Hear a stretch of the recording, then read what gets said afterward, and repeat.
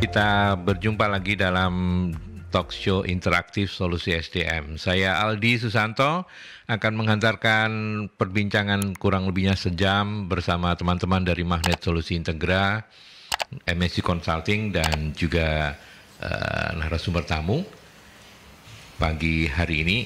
Dan seperti biasa saya segera menyapa beliau-beliau yang hadir sebagai narasumber. Yang pertama saya menyapa mulai dari yang paling keren, Mas Zainal. Apa kabar, Zainal? Alhamdulillah sehat, Pak. Alhamdulillah. Semangat pagi, Pak ya. Selamat pagi, semangat pagi, betul.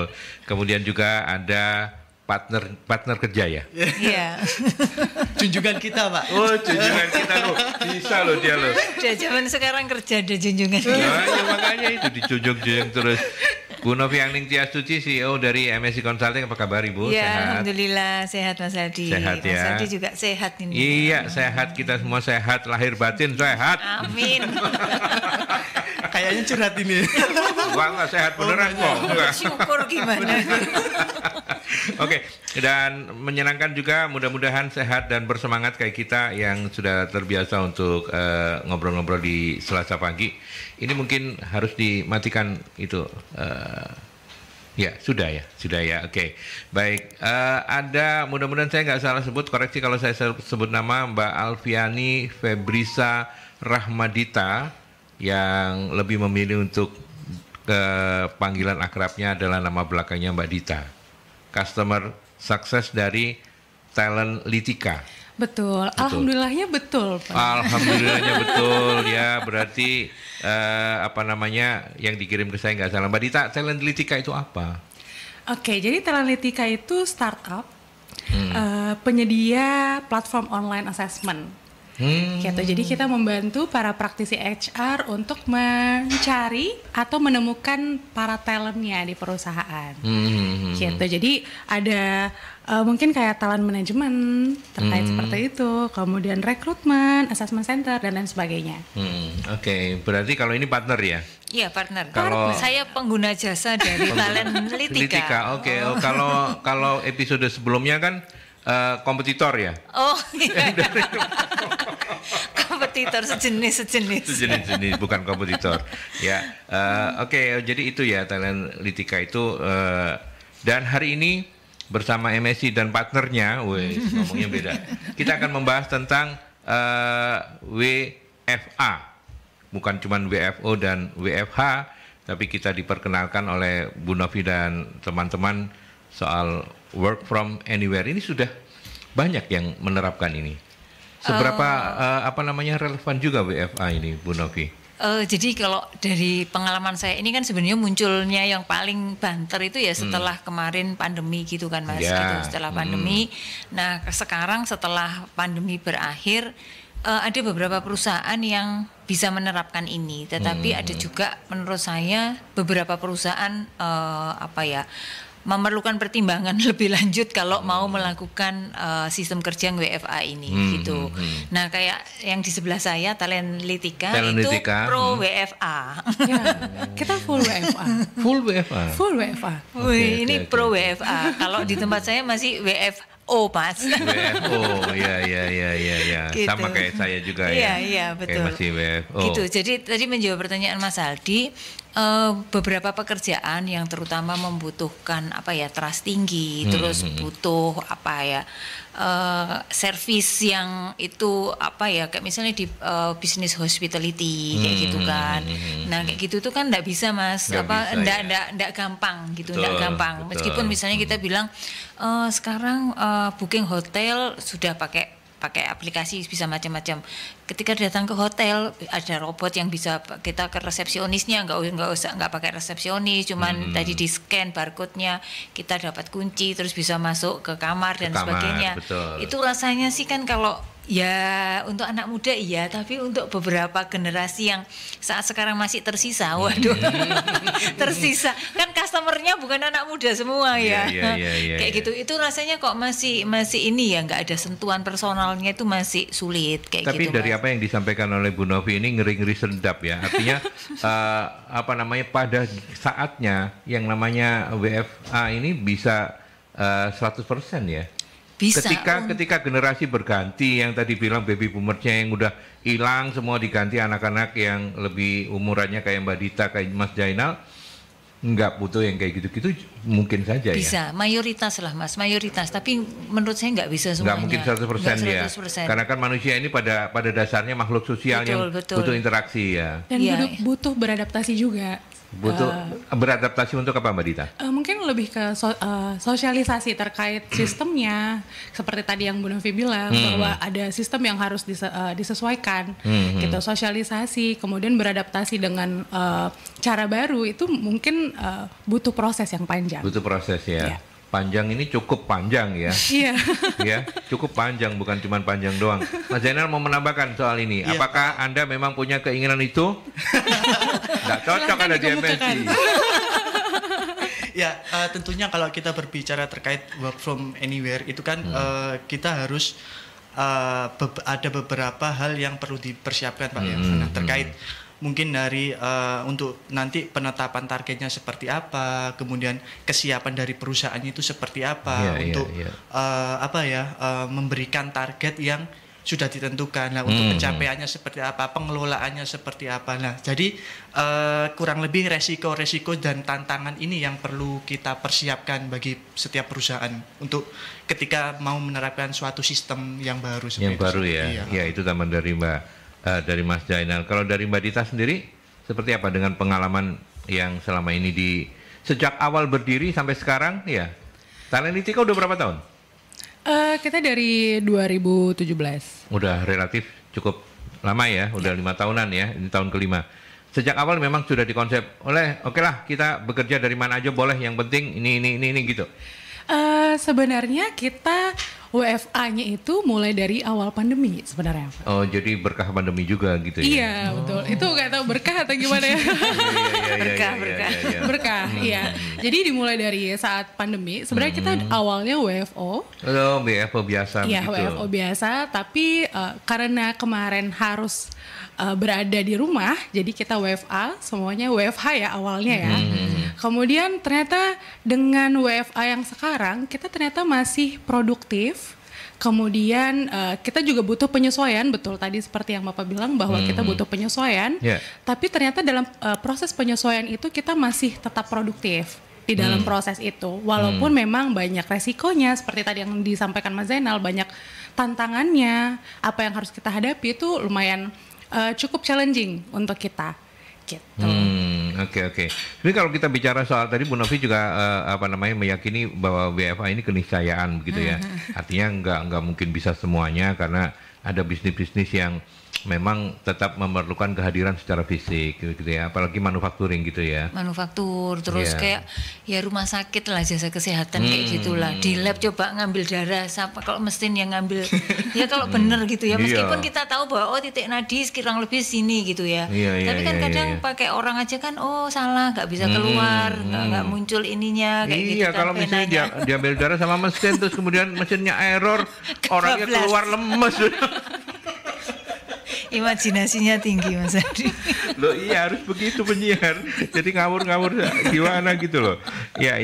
Tapi sebenarnya apa tantangan dan resikonya kalau gitu Bu Novi? Mungkin ini penting untuk membuka cakrawala berpikir sahabat-sahabat Merkuri gitu ya, yang terinspirasi dengan Talenitika gitu. Oh iya ya, ternyata WFA itu bukan sesuatu yang tidak mungkin gitu. Tapi pastinya harus berhitung apa tantangan dan risikonya kalau sebenarnya kalau bicara tantangan risiko itu kan sebelum kejadian, tetapi karena ini kita sudah kejadian dan kemudian kita bisa melihat beberapa perusahaan ternyata cukup efektif melakukan itu gitu. Tantangannya adalah itu tadi menyiapkan infrastrukturnya Mas, karena kalau mau WFA itu kalau sistemnya tidak mendukung ya tidak bisa. Kalau Talenitika ini dia ini kan tadi jasa yang kayak tes psikologi, assessment yang online gitu loh Mas. Jadi ya udah once dia di setting ya sudah dia akan bisa jalan gitu kan Mas gitu. Jadi prosesnya lebih ke sana gitu kan. Nah, termasuk itu tadi karena ini saya tahu dan kenapa saya ini testimoni ya, testimoni kliennya. Testimoni langsung. Testimoni klien bahwa Salah satu kenapa kami memilih produk Talentika untuk dipakai di MSI adalah karena saya percaya, saya tahu founder-foundernya itu yang menciptakan alat tes psikologi online itu mereka memang orang yang expert di sana gitu Mas, sehingga kemudian kita menggunakan seperti itu. Nah, ini kan percaya, karena saya percaya orang di balik layarnya ini mereka cukup istilahnya cukup genah gitu ya, cukup genah secara metodologi dan sebagainya, mereka menciptakan ini, sehingga saya percaya gitu. Kalau enggak itu seperti halnya yang saya alami sekarang, klien-klien meskipun mereka minta assessment dan sebagainya, mereka mintanya masih sebagian ada yang minta offline. Mereka nggak percaya pakai sistem online kayak gitu. Nah, itu tadi itu ada tantangannya tadi, satu infrastruktur. Ini kalau ini sudah jelas startup dan berbasis teknologi. Jadi secara infrastrukturnya lebih siap gitu kan.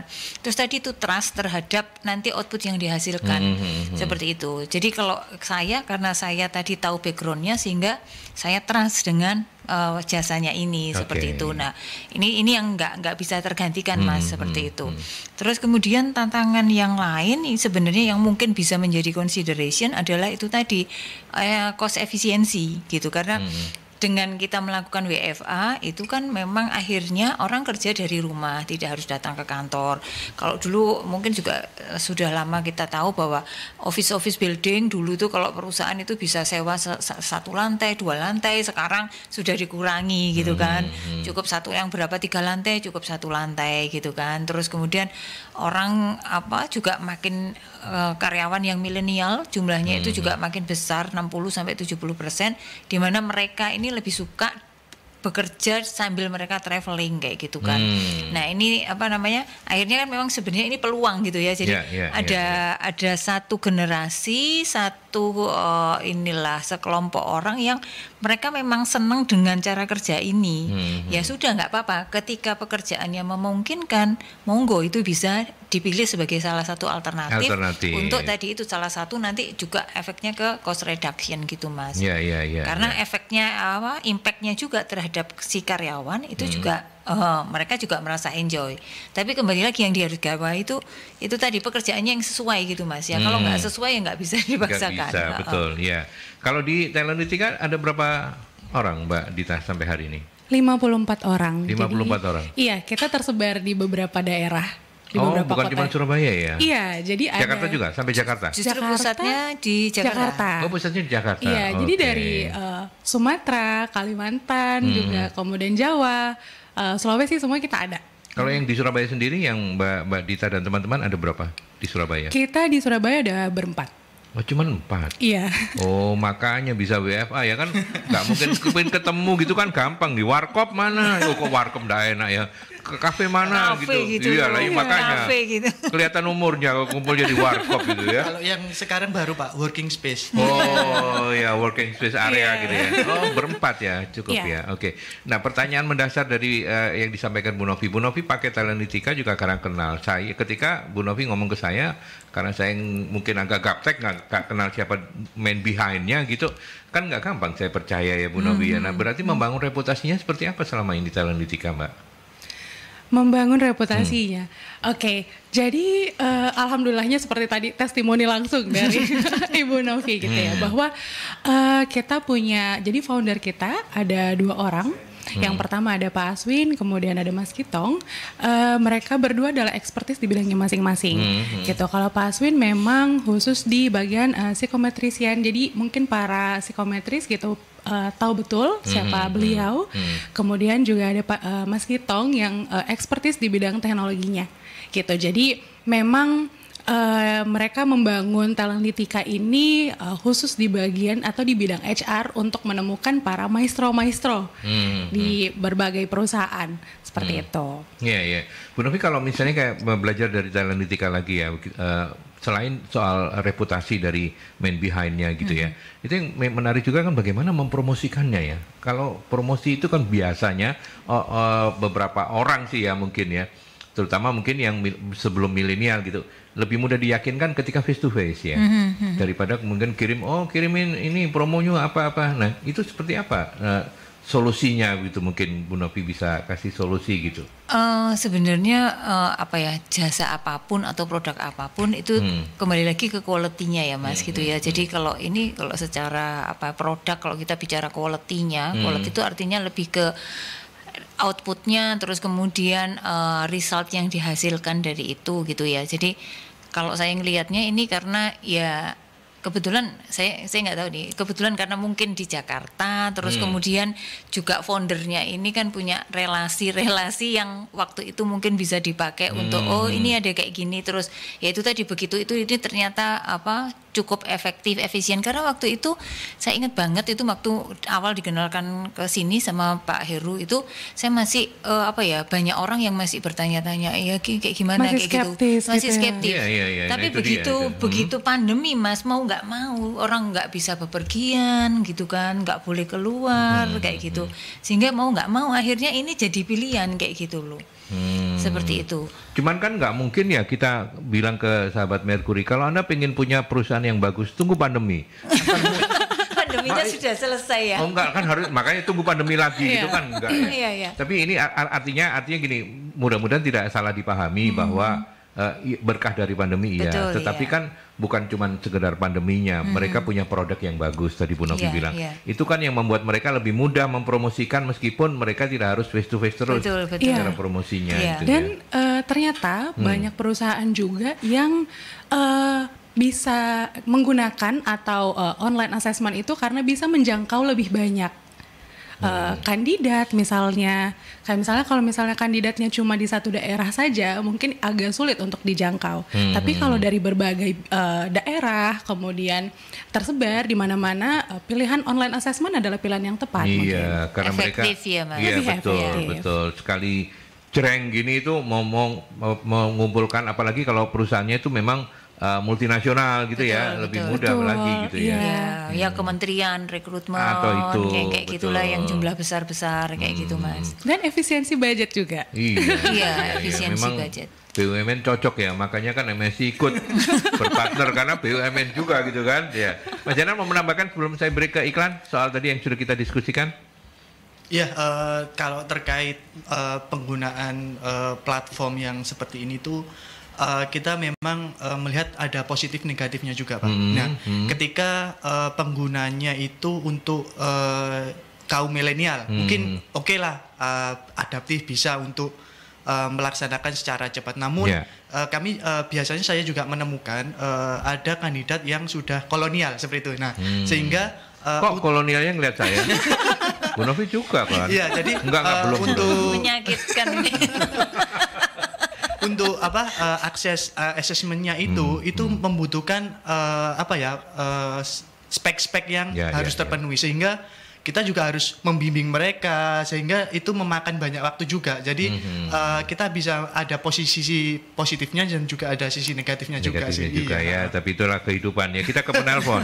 Selamat pagi Mercury. Selamat pagi. Assalamualaikum warahmatullahi wabarakatuh. Waalaikumsalam. Pak Sumarwito, monggo silakan. Ya, ini kalau mendengarkan Mbak ini sama yang itu kan kalau keadaan normal ya. Sekarang ini kalau tadi, ini kalau sekarang ada pandemi itu, kalau dulunya itu pakai sewa gedung berapa tingkat gitu ya. Terus kalau ini bisa online itu cuma karek sak tingkat tok gitu ya. Gitu.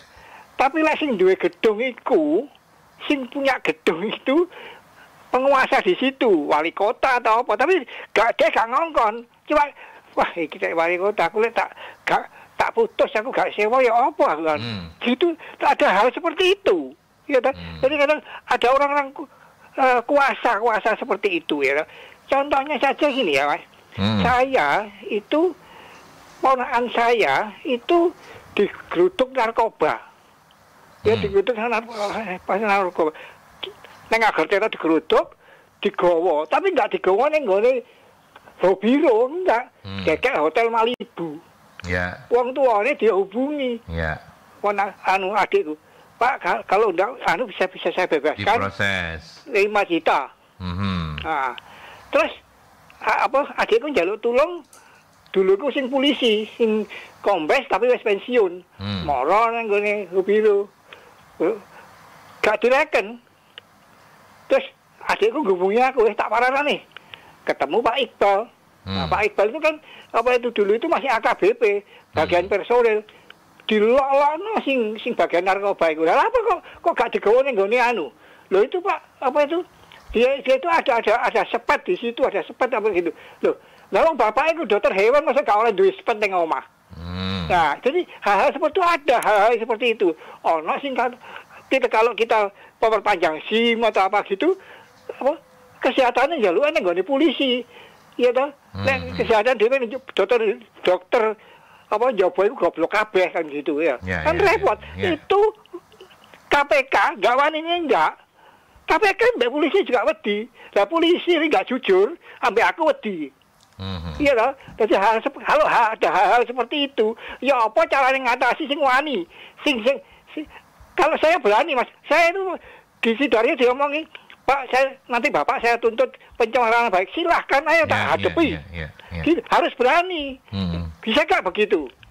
Terima kasih. Assalamualaikum warahmatullahi wabarakatuh. Waalaikumsalam. Komentar saya singkat Pak. Sayang Pak Sumarwito sudah 60 tahun lebih ya. Seandainya Bapak baru 40-an tak calonkan presiden. Serius Pak, serius luar biasa. Tapi ya agak out of context, cuman nanti monggo ditanggapi. Ini kan di luar sistem ya, sesuatu yang di luar kekuasaan kita semua. Tapi kita ke iklan dulu deh. Oke, silakan untuk berkomentar. Mungkin diwakili Bu Novi saja untuk menjawab Pak Sumarwito. Oke. Intinya adalah perlu pemimpin yang berani untuk membenahi Indonesia supaya nggak korup, supaya nggak ya segala macam kekurangannya itu kan. Monggo Bu Novi. Oke, baik. Ini tadi kan awalnya Pak Sumarwito ini apakah berani nolak gitu kan kalau misalnya ini ada relasi kuasa gitu kan. Iya, ada. Dalam situasi yang saat sekarang ini Pak gitu supaya bisnis tetap bisa bertahan ya kita wali kota pun mestinya juga tahu bahwa bisnis tetap jalan itu ya juga harus mereka harus ada cuannya gitu ya. Kalau sudah nggak cuan terus kemudian kondisi tidak memungkinkan, menurut saya kok bisa dipahami bahwa mereka tidak sewa tempatnya lagi gitu, pasti ngerti lah gitu loh. Kalau menurut saya kok seperti itu gitu. Jadi tidak meskipun ada relasi kuasa gitu, tetapi kalau memang tidak memungkinkan ya itu sangat dimungkinkan. Maksudnya relasi kuasa itu mungkin tidak akan terlalu mencekam buat kita karena ya memang kondisi bisnis yang menuntut seperti itu gitu Mas. Itu aja sih kalau komentar saya supaya tetap relevan dengan topiknya Mas. Dengan topik kita ya Pak. Tapi terima kasih Pak Sumarwito sudah selalu mengingatkan kita, menitipkan pesan-pesan baik untuk kita. Begitu ya, terutama anak-anak muda ini. Ya, kalau jangan lupa sejarah gitu ya. Ya, jangan lupa sejarah. Terus nanti kalau misalnya suatu saat Zainal jadi wali kota misalnya lu kan, dia kan, atau Dita jadi gubernur, bupati atau apa di Makassar sana gitu kan. Ya, supaya menjadi pemimpin yang amanah itu dari Pak Sumarwito. Terima kasih banyak Pak Sumarwito. Terus kemudian pertanyaan tadi ketika kita break untuk iklan, Mbak Dita juga menyampaikan begitu ya, bahwa ternyata dari 4 temennya itu setiap bulan memang harus ketemu dan itu penting untuk engagement. Cerita dong. Jadi kita karena kita tidak pernah ketemu, jadi Talanitika berpikir nih gimana ya caranya teman-teman kita ini masih tetap engage, karena kalau misalnya kita WFO kita bisa ketemu, misalnya kita mau ngobrolin tentang pekerjaan bisa langsung ke ruangannya gitu, ke ruangan sebelah gitu. Kalau misalnya kita mau meeting ada disediakan ruang meeting, tapi kalau kita WFA kita di mana nih gitu, atau engagement kita setiap tim tuh gimana gitu. Akhirnya Talanitika berpikir bahwa memang seperti yang tadi Bu Novi sampaikan bahwa kita harus punya sistem yang benar dulu atau setidaknya lebih efisien dan sama efisiennya ketika kita masih WFO. Nah, salah satunya adalah kita setiap bulannya ada jadwal ketemu namanya Friday I'm in Love. Karena di hari Jumat. Bukan Friday Nightmare ya, bukan. Untungnya I'm in love gitu. Nah, jadi setiap Jumat di akhir bulan atau di awal bulan itu kita ada program untuk setiap daerah ketemu di daerahnya masing-masing. Misalnya di Surabaya kita kumpul di Surabaya. Kemudian yang di Jakarta, di Bandung, Bogor, Jawa lainnya juga ketemu di satu tempat yang sama gitu, agar setiap tim tuh bisa ketemu satu sama lain. Oh ternyata seperti ini loh wajahnya gitu. Cara keseluruhan tim juga ada momennya, mungkin setahun sekali atau 2 tahun sekali, ada nggak? Dari Jakarta mana kumpul, di mana mungkin tahun ini Jakarta, tahun ini Surabaya gitu. Gimana pengalaman? Kan udah 5 tahun nih berarti. Belum ya kalau kemarin Januari kita habis outing. Jadi keseluruhan kalau outing itu semua iya, Indonesia. Satu Indonesia. Di Jakarta mesti enggak juga. Kemarin kumpulnya kita di Bandung. Di Bandung. Jadi 4 hari 3 malam kita ada di Bandung, terus kemudian sedikit ada bisnis meetingnya, kemudian banyak seneng-senengnya juga, gitu. Jadi itu lebih apa ya? Setelah itu malah kita merasa bahwa kita lebih dekat. Akhirnya ngobrol tentang pekerjaan, tidak lagi canggung karena kita sudah ketemu satu sama lain. Karena kan yang mungkin yang dari Padang kita nggak pernah ketemu nih. Oh pada saat outing kita ketemu gitu, dan itu diusahakan untuk ada setiap tahunnya. Oke, itu yang offline ya. Kalau yang online setiap apa? Bulan ketemuan semua? Kalau online itu kita ada program juga namanya nongkrong online di setiap hari Jumat juga, dan semuanya ikutan. Jadi ada programnya, misalnya ada games di hari itu, kemudian ada sharing di hari itu juga, atau ada agenda-agenda lain. Jadi selain itu juga mungkin ada weekly meeting gitu ya, setiap minggu, kemudian ada bi-weekly, odading setiap bulannya juga. Jadi program-program banyak untuk membuat kita jadi meminimalisir miskomunikasi. Oke, saya bayangkan kalau Jumat itu yang Surabaya ngumpul, selain itu juga online sama daerah-daerah yang lain juga gitu. Betul. Pokoknya hari Jumat itu hari seneng-senengnya Thailand Litika ya. Betul. Jangan lupa sholat Jumat ya. Nanti seneng-seneng terus lupa nggak sholat Pak. Ya benar kan Mbak Zainal ya. Loh. Harus tetap ya. Harus tetap ya. Oke. Bu Nafi, menarik ya dari apa yang disampaikan ini. Iya. Komentarnya seperti apa? Memang harus ada cara ya Mas, pengganti kalau kita ketemu kita WFO gitu kan, itu kan setiap hari ketemu gitu. Betul.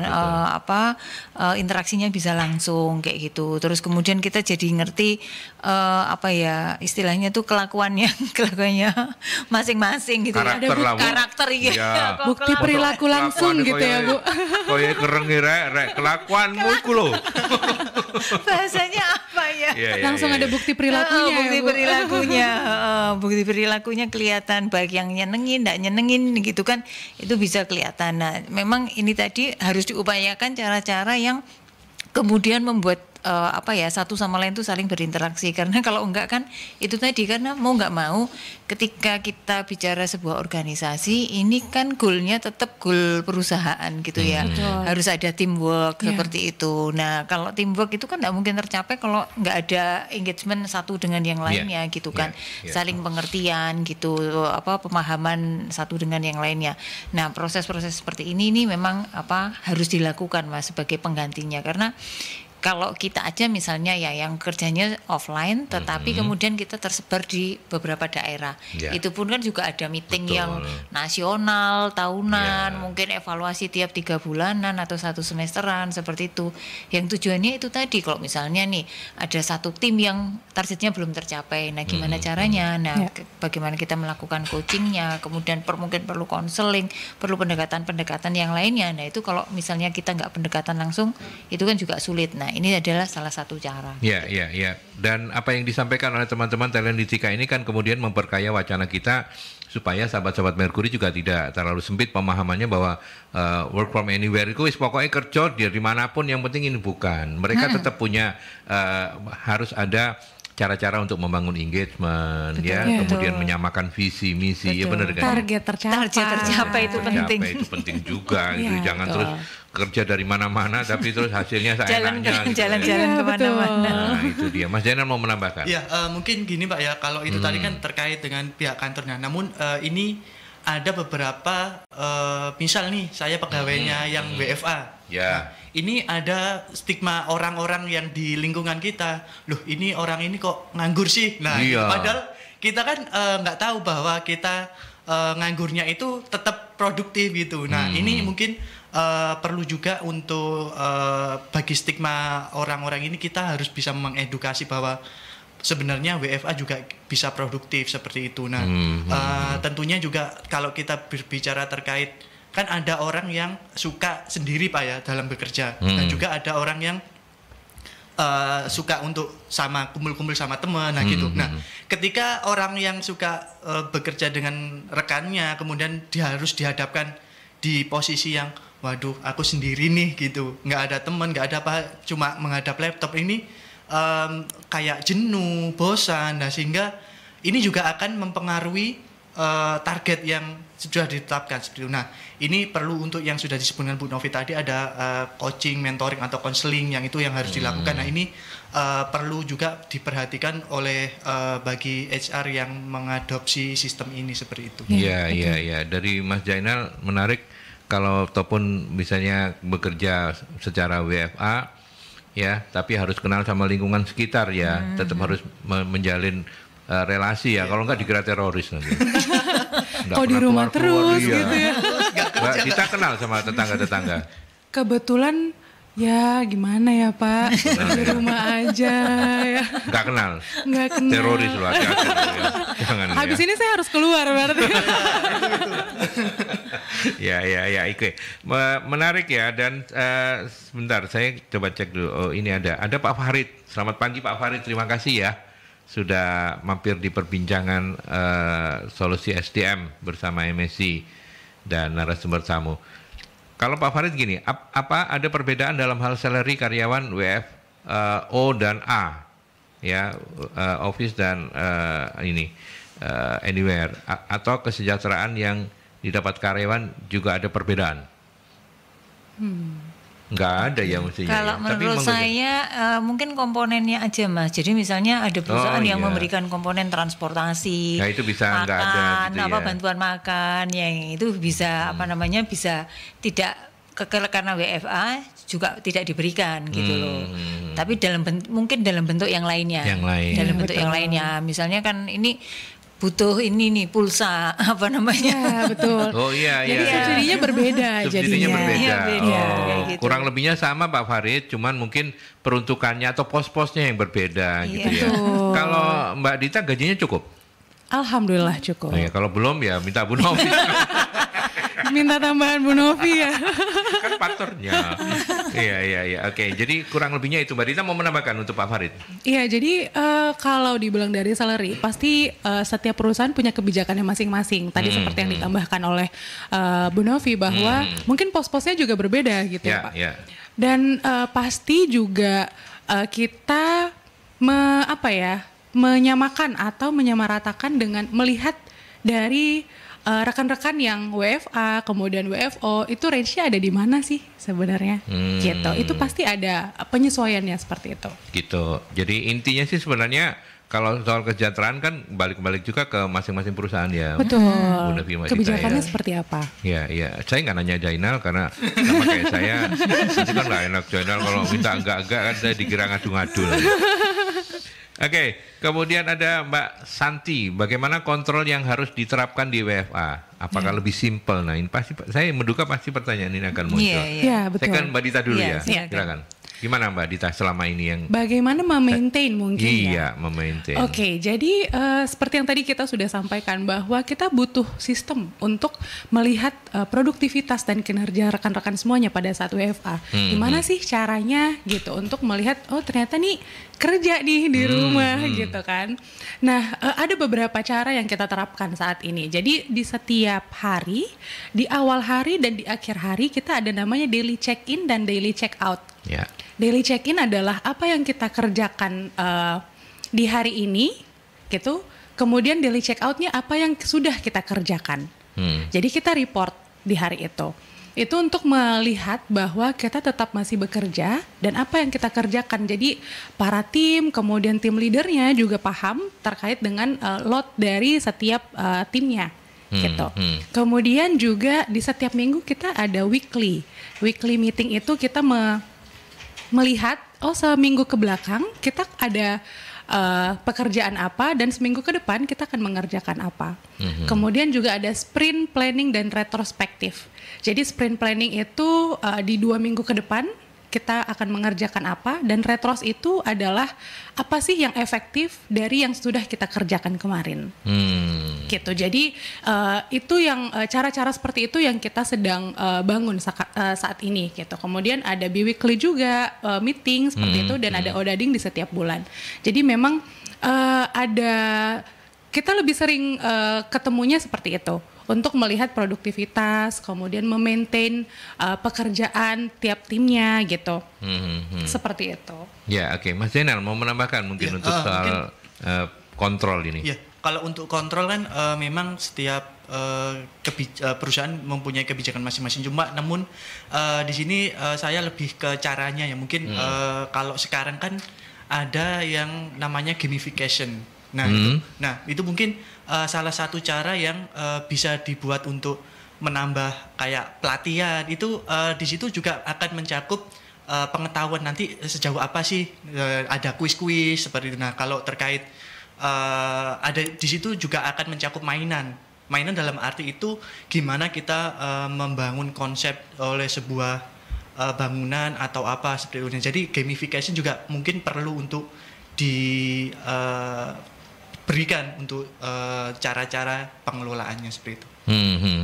Oke, baik.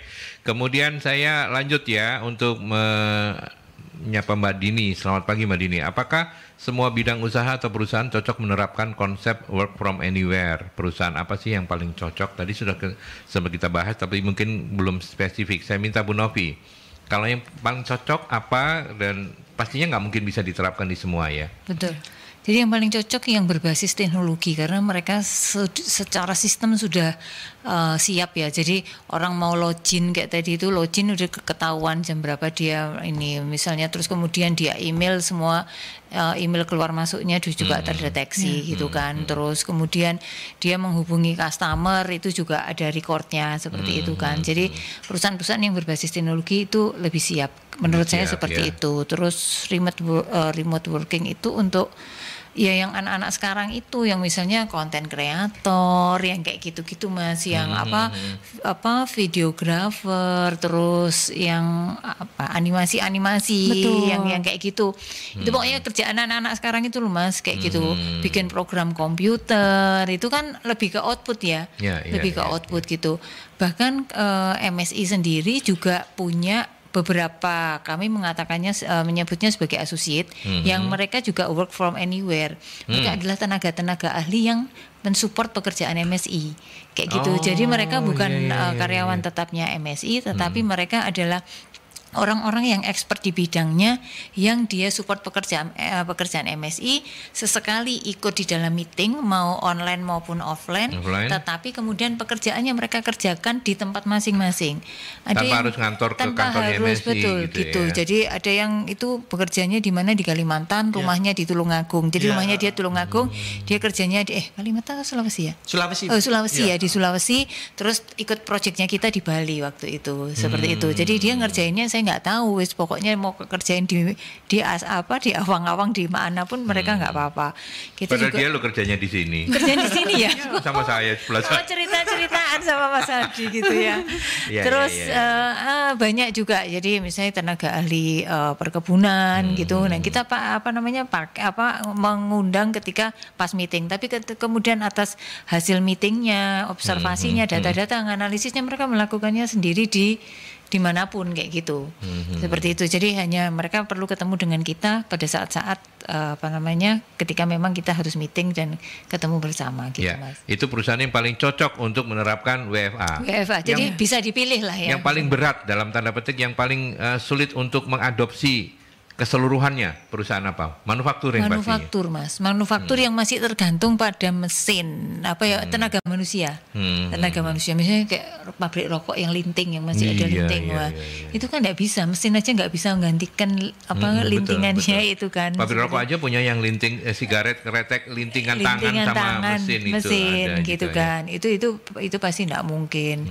Ya kalau yang sudah ada sedikit teknologinya, mungkin jumlah orangnya saja yang lebih sedikit. Tenaga ahlinya yang sesekali datang kayak gitu kan. Itu kan dia bisa WFH atau misalnya berdasarkan report kayak gitu dia kemudian bisa menganalisa kerusakannya apa atau harus dilakukan apa kayak gitu bisa kan kayak gitu. Kayak dokter jarak jauh telemedicine itu kan bisa juga kan yang sekarang. Iya, sekarang banyak ya. Aplikasinya juga sudah ada. Kayak Halodoc itu kan juga betul. menjawab itu gitu. Mbak Dita mau menambahkan? Iya. Soal perusahaan yang cocok nggak cocok atau gimana? Kalau perusahaan cocok nggak cocok itu adalah sebenarnya juga balik lagi bagaimana caranya kita beradaptasi dengan sistemnya gitu. Jadi kalau misalnya tadi seperti yang sudah disampaikan Bu Novi bahwa yang cocok adalah yang memiliki mungkin berbasis teknologi karena mungkin itu sudah ada sistemnya di situ. Gitu bisa kita lihat mungkin dari segi produktivitas, kemudian efisiensi dan lain sebagainya gitu yang bisa tetap produktif gitu. Nah, mungkin kurang lebih sama seperti Bu Novi sampaikan. Oke, gitu. Dan Jainal mau menambahkan? Cukup. Boleh ngomong cukup, boleh kok. Tenang aja. Karena sudah terwakili semua. Sudah terwakili jawabannya. semuanya, betul. Ya, kira-kira seperti itulah. Nah, pertanyaan yang menarik juga untuk ditanyakan adalah ketika kemudian kayak Talentika mengimplementasikan WFA gitu ya. Bagaimana kemudian dengan pelatihan-pelatihan untuk pengembangan kompetensi karyawan gitu ya. Gimana? Mereka dulu yang silakan. Gimana selama ini?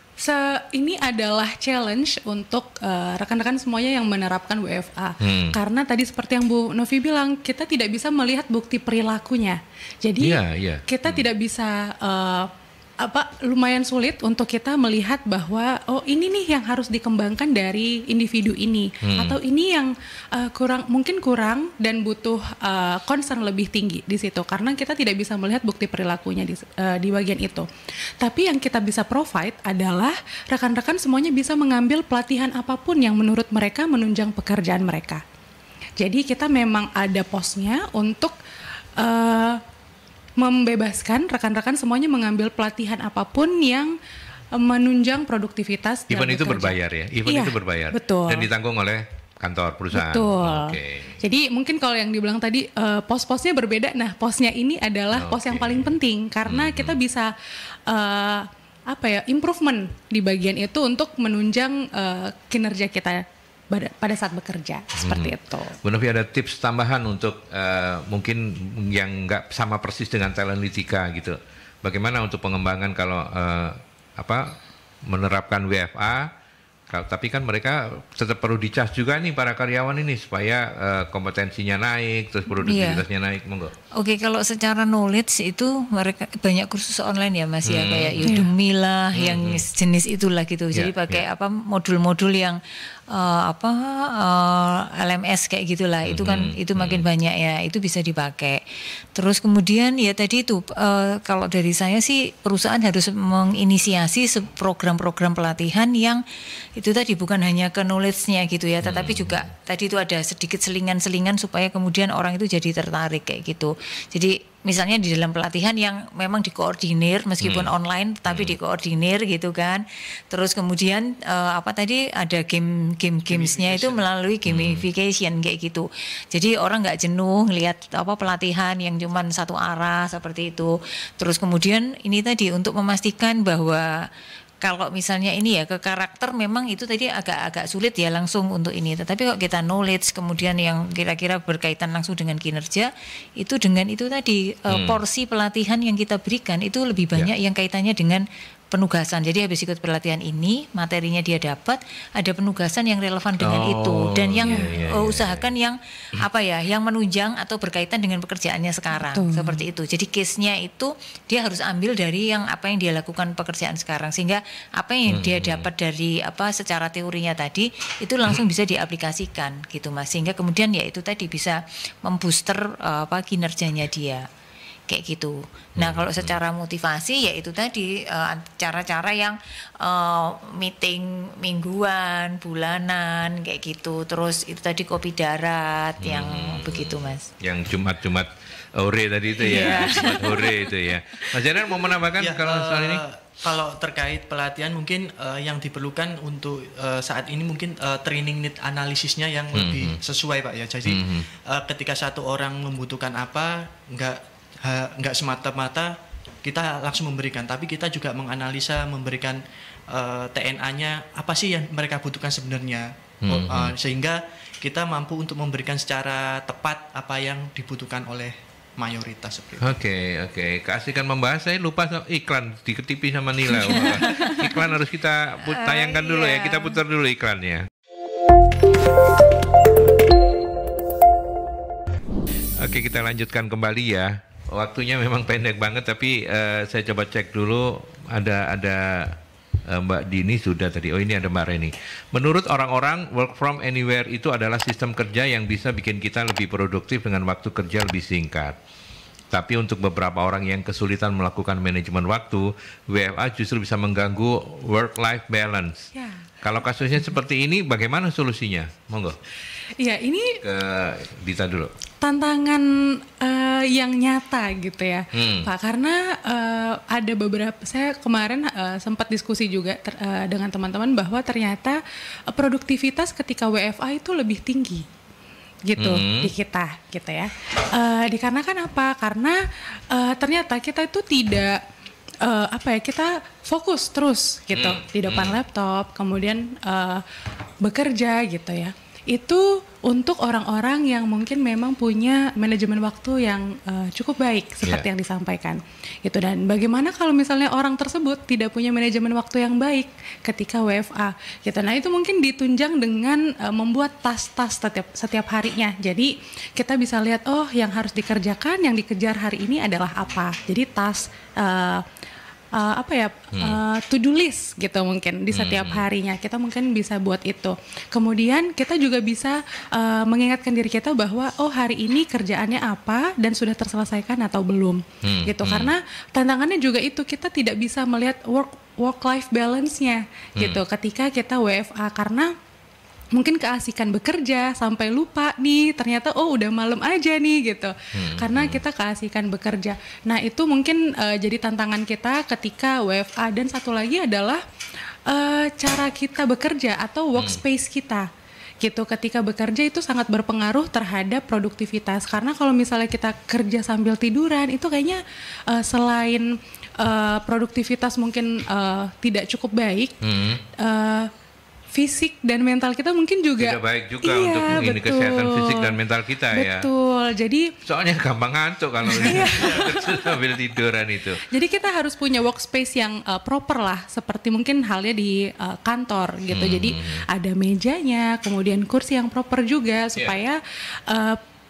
pada saat bekerja postur tubuh juga tetap sama, stabil. Kemudian jangan lupa untuk banyak bergerak juga, karena kalau misalnya WFA mungkin kita duduk terus ya Pak. Jadi agak kurang pergerakan pada saat bekerja di rumah gitu.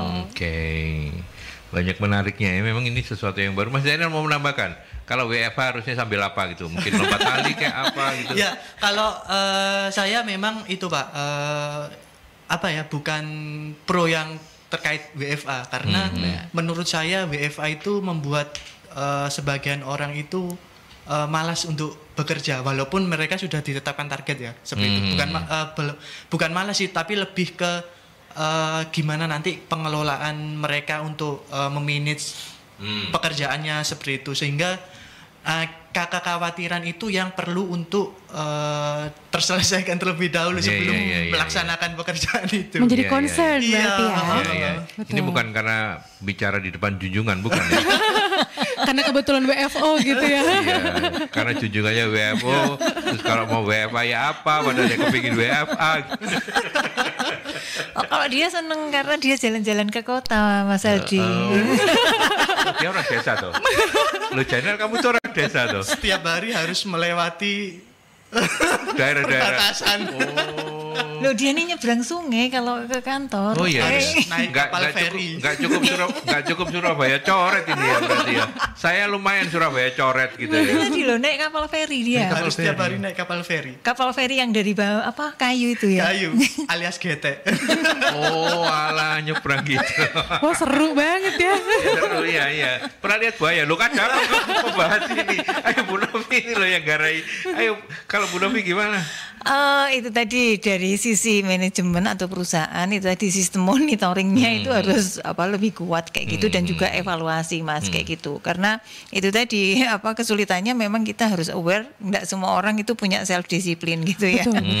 Terus ya itu tadi monitoringnya terus kemudian evaluasinya seperti itu Mas itu penting sekali dan kalau ada yang mengatakan bahwa dulu kan banyak orang yang seneng kepingin kerja dari rumah gitu ya.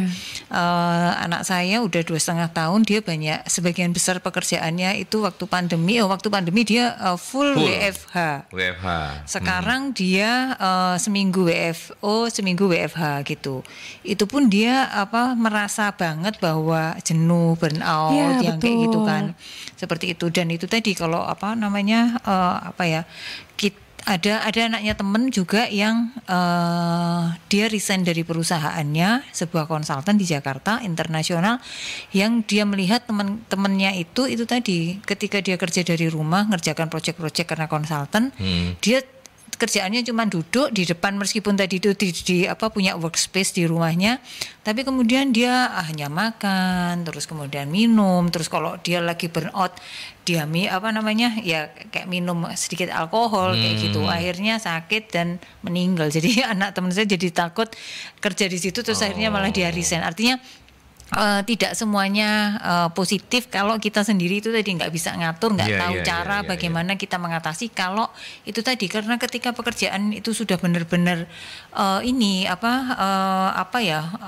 peak kayak gitu terus kemudian kita dikejar target terus misalnya ngekos nggak ada orang yang monitor gitu ya ataupun kalau di rumah kemudian dibuka pintunya oleh keluarganya terus jangan diganggu gitu nah itu kan kadang kita nggak berani ngapa-ngapain ya nah itu kan akhirnya nggak ada yang monitor gitu loh Mas gitu jadi itu juga salah satu aspek yang jadi challenge besarnya kayak gitu self controlnya betul self controlnya work life balance itu loh ya penting juga penting betul, banget kita ada program tuh Pak kita ada program namanya Charity Miles jadi setiap misalnya nih yang di Surabaya kita olahraga bareng gitu. Berapa kita dimonitor sama salah satu aplikasi yang menunjang gitu.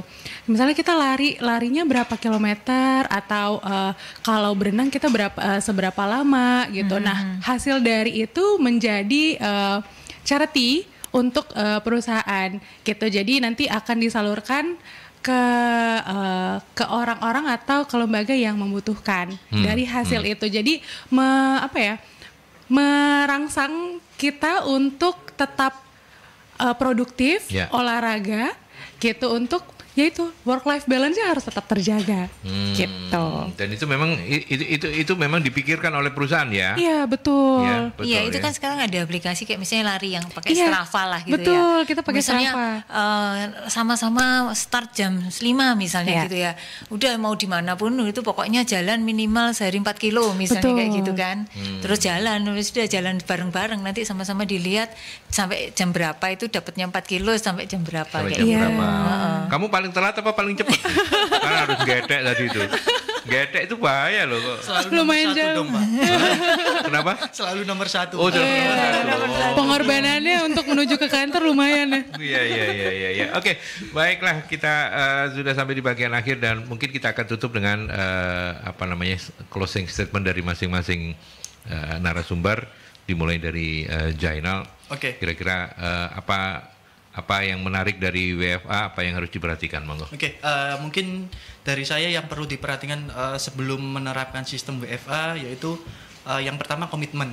Komitmen kita bersama seperti apa untuk menerapkan sistem ini, kemudian persiapan dari perusahaan sendiri terkait mungkin sistem penargetan atau sistem pengelolaan pekerjaannya seperti apa dan juga bagi HR-nya itu harus aware terkait dengan kesehatan mentalnya, kemudian untuk pengelolaannya seperti apa, dan juga tentunya memotivasi mereka seperti apa, seperti itu sih. Oke, baik, thank you Mas Jainal.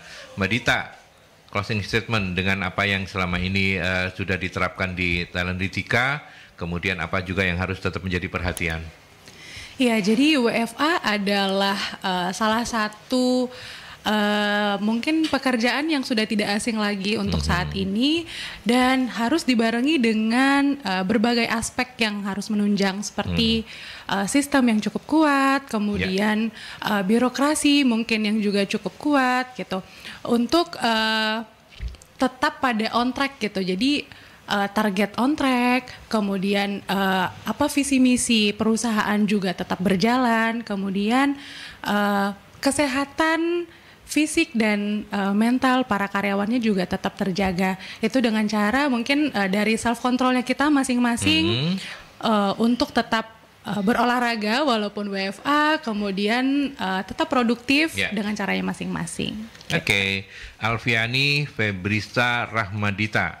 Mbak Dita, thank you. The customer success dari Talentika. Terima kasih banyak ya. Terima kasih banyak. Kapan-kapan ngobrol lagi. Oke. Bersama atau tidak bersama Bu Novi juga boleh. Oke. Silakan. Sekarang saya ke junjungan kita semua ya, Zainal ya. Oke, Bu Novi, closing statement-nya apa? Sebagai alternatif, WFA bisa jadi pilihan bagi beberapa perusahaan karena selain tadi ada kontrol dan sebagainya yang harus atasi tantangan-tantangannya, mungkin tadi belum sempat kita bahas, tapi saya sampaikan misalnya ada karyawan-karyawan yang ingin tetap berkarir, sementara dia menikah dengan pasangannya yang harus bekerjanya moving gitu ya.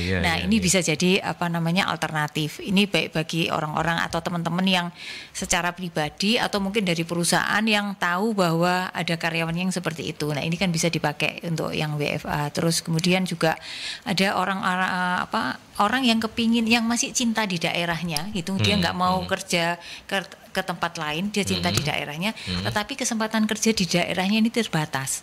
Nah, ini dia bisa cari pekerjaan yang tadi itu WFA kayak gitu ya. Jadi dia tetap bekerja tanpa meninggalkan misalnya orang tuanya yang harus dia jaga gitu, atau dia senanglah di daerah situ. Atau satu lagi sebenarnya bagi society itu juga hal yang bagus, karena ada orang-orang yang WFA terus kemudian mereka memilih tinggal di daerah kayak tadi itu, misalnya tinggal di daerah atau memang dia kemudian menetap di mana. Nah, ini sebenarnya hal yang bagus karena apa? Dia bisa memajukan daerahnya dengan pengetahuan, dengan ini yang dia miliki. Karena itu tadi nggak selalu bahwa hal-hal yang peradaban yang sudah modern itu hanya di kota-kota besar gitu. Pemikiran-pemikiran yang baik bukan di sana, tetapi ada orang-orang dari daerah yang ada di daerah-daerah yang tadi itu dia bekerjanya di organisasi yang bagus, dan dia bisa membawa daerah tempatnya itu menjadi hal-hal yang baik kayak gitu, peradaban yang lebih baik. Nah, itu mungkin hal-hal lain yang bagi Bapak Ibu bisa pertimbangkan untuk mencari talent-talent terbaik yang mungkin ketelisut di mana-mana dan memungkinkan mereka untuk melakukan WFA itu. Ya, untuk motretnya Anda bisa bersama Talentika, tentu juga bisa bersama MSI ya. MSI bisa. Yang menemukannya kan harus pakai jasa. Kalau ke Talentika berinya harus banyak, harus minimal 100 ordernya. Kalau ke kami bisa retail. Oh, itu loh, sudah itu persaingan yang sehat ya. Silakan. Kolaborasi. Iya. Nomor teleponnya tetap ya. Oke, tetap Mas. Berapa aja nomor teleponnya?